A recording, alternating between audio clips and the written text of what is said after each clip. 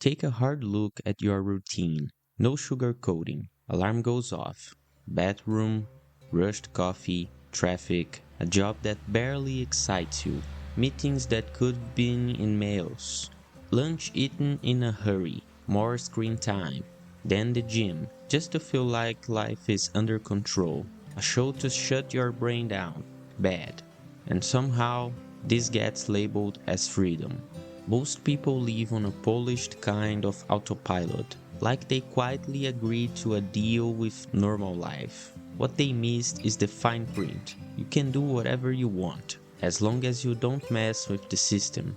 It's a magic trick. You are shown endless options with one hand while the other one makes the real decisions for you. Modern culture loves talking about choice, but try stepping out of the line. Skip the traditional career. Care less about status. Stop performing happiness online. Ignore some social rituals. Watch how fast people show up to tell you are lost, irresponsible, or wasting your potential. And then there's the premium version of the cage, consumer freedom.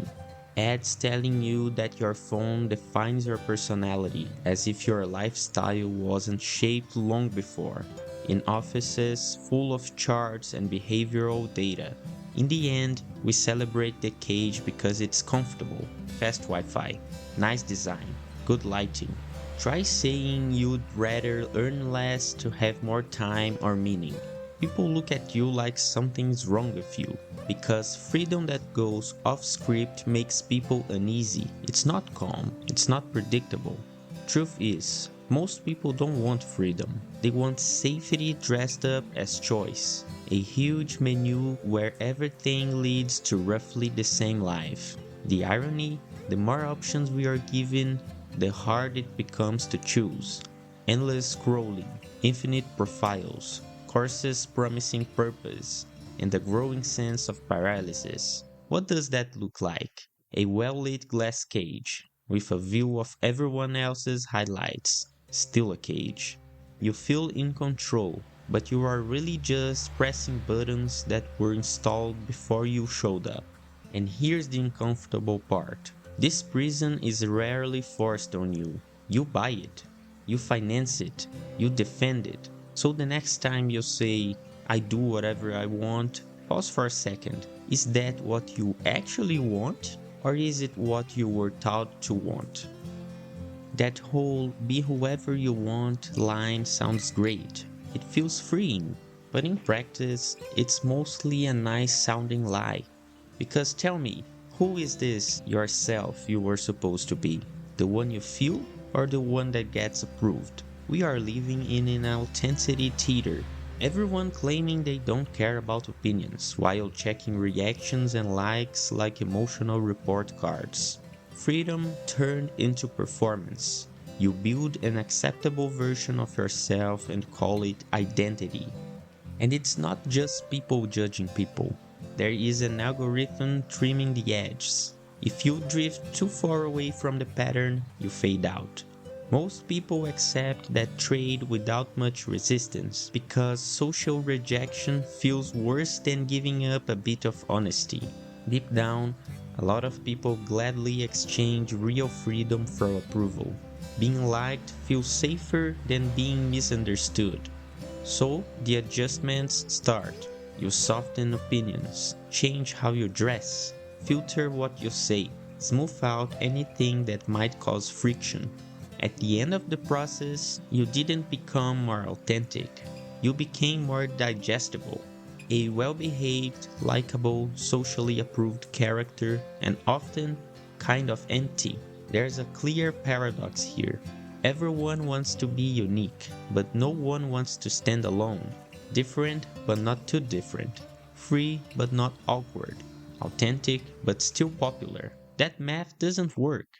Real freedom rarely comes with an audience. Sometimes it comes with silence. And that's uncomfortable because it means making choices without applause, without constant confirmation, and sometimes facing rejection. If autonomy is the goal, that's part of the deal. Doubt comes with it. Loneliness shows up now and then. So when someone casually says, just be yourself, it's worth stripping the filters off that phrase. Who is left when you remove expectations, validation, and the need to be accepted? If that answer isn't clear yet, that's fine. That confusion might be the first honest step towards something that actually resembles freedom. Now, take a deep breath. Picture your ideal self: focused, calm, productive, emotionally balanced. Now, open your eyes. Bills still coming in, job still draining you, anxiety still showing up uninvited. And suddenly, there's another promise. This time, you will finally unlock your best life. The self help industry is clever. It talks about freedom, yet often just replaces one kind of pressure with another. Before, expectations came from outside. Now they come from inside, decorated with motivational quotes and polished optimism. That idea that you are fully responsible for your happiness sounds empowering at first. Then reality kicks in. If you are not okay, it must be your mindset. If you didn't perform well today, discipline is missing. Slept in, you are sabotaging yourself. See the trap? You went in looking for relief and walked out carrying extra weight. Then the cycle begins. Another book, another course, another method, another morning routine that promises transformation. An entire market thrives on the feeling that you are never quite ready, and they sell this image of a better version of you. Always productive, positive, grateful, centered. Looks great in theory. In real life, humans fluctuate. They get tired, they lose focus, they doubt themselves. That's normal. A lot of online therapy style content doesn't aim for understanding, it aims for consumption. Trouble focusing? Buy a new system. Feeling anxious? Try a supplement, a ritual, a protocol. Feeling low? Gratitude list, cold shower, another hack. All useful in moderation. The problem starts when these become distractions from deeper questions, like whether your environment, your pace, or your expectations are the real source of strain. Questioning the bigger structure isn't profitable. Selling quick fixes is. Then comes another silent demand: constant self improvement, always evolving, always performing well being, always growing, as if being human, imperfect, and inconsistent were some kind of failure. Mental health care matters, of course. Therapy helps, meditation helps, exercise helps. But when care turns into obligation, it stops being care. It becomes pressure in disguise. A simple sign to watch. Do these habits bring relief or guilt when you miss them? If guilt wins, chances are you didn't escape a cage. You just switched to a newer one. Discipline leading to freedom. There is truth in that. But sometimes it's just a sophisticated way of avoiding the bigger void quietly sitting in the background. Balanced routines are helpful, sure. Trouble begins when repeating the same day for years starts passing as meaningful life. Same wake up time, same coffee, same commute, same shallow conversations, same show before bed. Next day, replay. Slight variations just to keep things feeling fresh. Suddenly, that's called stability. But stability often means fear arranged neatly on a calendar. A packed schedule gives the illusion of control. It keeps bigger questions at a distance. Because when everything goes quiet for a moment, deeper doubts tend to show up. Creating your own sense of meaning takes effort. It involves uncertainty, experimentation, revision. Following a ready made script feels safer. Philosophy talks beautifully about freedom. Real life shows how comforting predictability can be. Routine then becomes anesthesia. Healthy habits start serving avoidance instead of growth. Gym, productivity hacks, constant optimization. All valid, but sometimes just smoke screens. Try disrupting the pattern briefly. Nothing extreme, just less structure, fewer distractions. Silence shows up quickly. Restlessness too. Can feel wrong at first. Often is simply unfamiliar. Boredom isn't the enemy.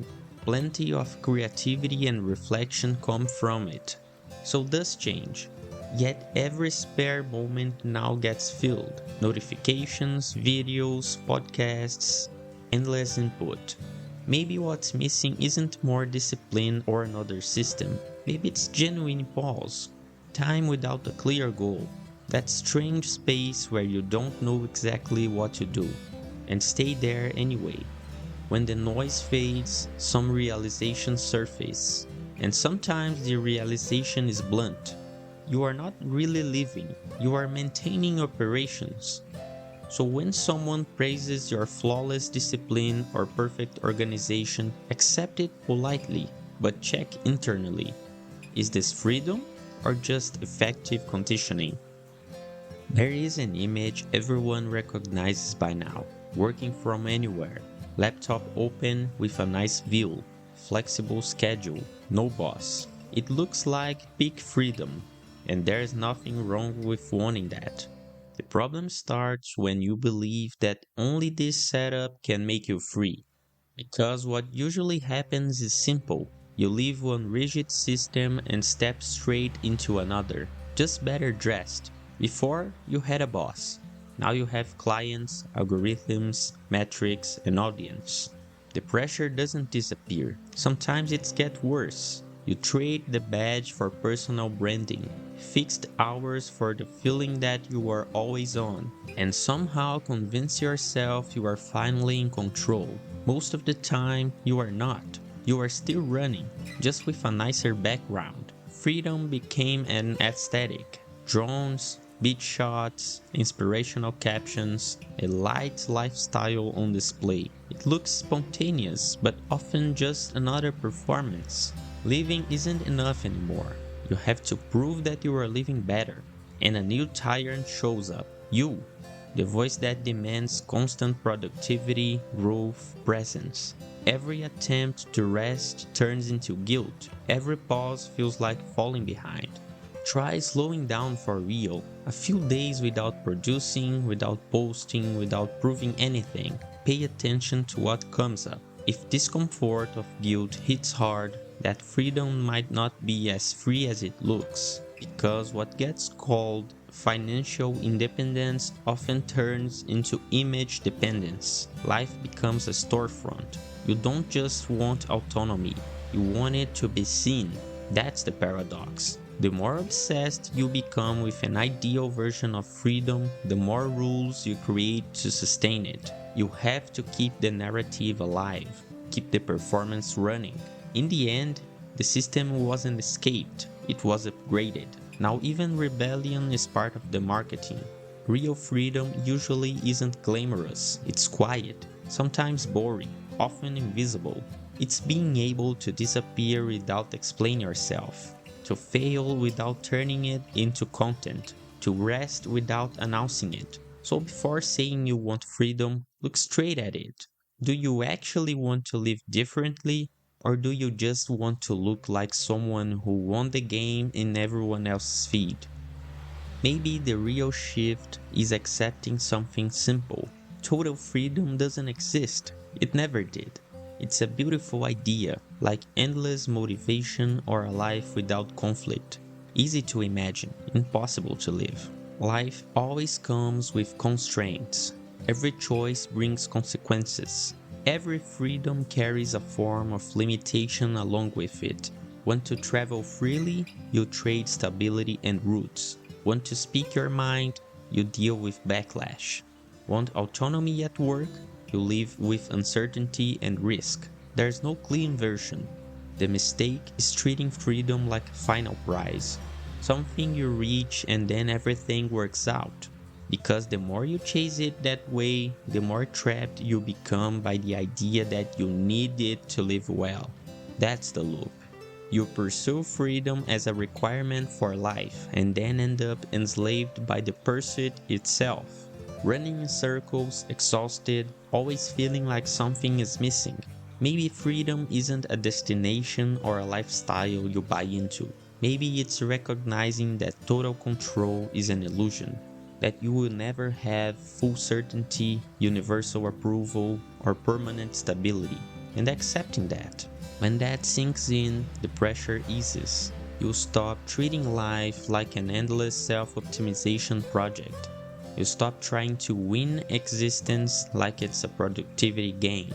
Freedom might simply be choosing your constraints consciously, not pretending they don't exist, but owning them. It's not doing everything.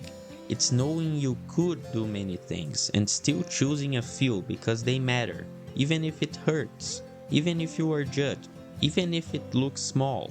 It's dropping the need for permission, stopping the wait for validation, formulas, or collective approval, looking at your own cage and saying, alright, this one was my choice. And before your attention jumps to the next video promising to hack life in 3 steps, here's the blunt recap. You are not as free as you think. And maybe freedom isn't about breaking every chain, but about clearly seeing the game you are playing. If this video make you uncomfortable or trigger that bitter half laugh, it did its job. Subscribe to the channel. No gurus here, no magic formulas. Just honest conversation, irony, and a few truths that usually get ignored. In the end, the choice is yours. Thank you, and I see you in the next one.